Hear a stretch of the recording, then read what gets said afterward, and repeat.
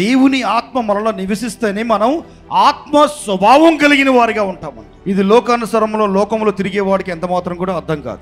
ఆత్మ స్వభావం వేరు, శారీరకమైన స్వభావం వేరు. ఈ ఆత్మ స్వభావం ఉన్నవారు అందరూ కూడా ప్రేమ కలిగిన వారిగా మొదటగా ఉంటారు. శారీరక స్వభావం కలిగిన వారికి ఎప్పుడు కూడా ఎలా ఉంటారంటే ఈర్ష్య స్వభావం కలిగిన వారుగా ఉంటారు. ఈ ఈర్ష్య స్వభావాలు ఎక్కువైపోతే కోపం ఎక్కువైపోతుంది. నేనే ఎక్కువ నేనే ఎక్కువ నేనే ఎక్కువ అని వాళ్ళు విర్రవీగుతూ ఉంటారు. అందుకనే ఇప్పుడు చూడండి, దేశాలన్నీ కూడా యుద్ధాలు ఎందుకు వస్తున్నాయి?